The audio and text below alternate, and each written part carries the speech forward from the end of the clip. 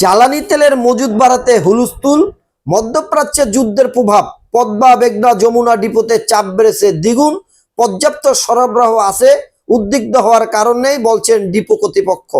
খুলনায় দৌলতপুরের পদ্মা মেঘনা Jamuna well depot থেকে প্রতিদিন করে ৩৯ লাখ লিটার জ্বালানি তেল দক্ষিণ পশ্চিমাঞ্চলে খুলনা, যশোর, বরিশাল সহ ১৬টি জেলায় সরবরাহ করা হয়। মধ্যপ্রাচ্যের যুদ্ধের কারণে গত ২ দিনে এই জ্বালানি তেলের চাহিদা বেড়েছে প্রায় দ্বিগুণ। জ্বালানি তেল পরিবেশক ও পেট্রোল পাম্প মালিকরা বলেছেন, যুদ্ধ দীর্ঘস্থায়ী হলে সরবরাহের সংকট তৈরি হতে পারে বা দাম বাড়তে পারে। এই ধারণা থেকেই জ্বালানি তেল সংগ্রহের হুলস্থুল ব্যবস্থা তৈরি হয়েছে। যারা ভোগান্তির কারণ তাদের ছাড় নয়, গৃহ ও গণপ্রতিমন্ত্রী জাকারিয়া তাহের বলেছেন। দুবাই থেকে 2টি বিশেষ ফ্লাইট চালাবে ইউএস বাংলা। সব অপরাধীকে বিচারের মুখোমুখি করব।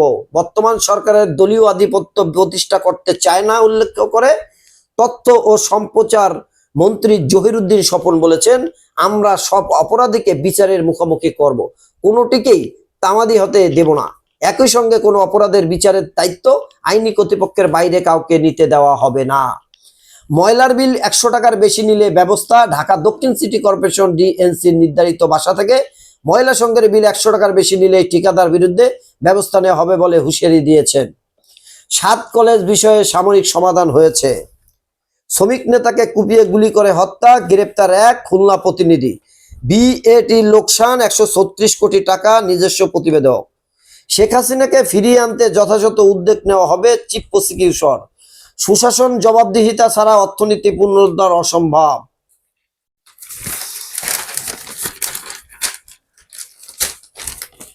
সরকারি পরিত্যক্ত ভবন স্বাস্থ্যকেন্দ্র করার নির্দেশ।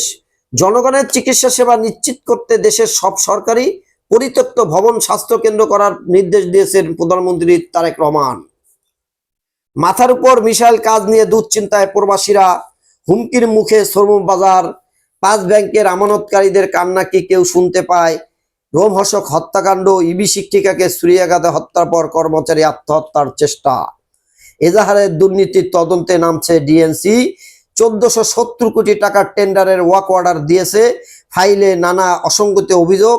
সাবেক উপদেষ্টা আসিফের আশীর্বাদ পেয়েছিল নিয়োগ।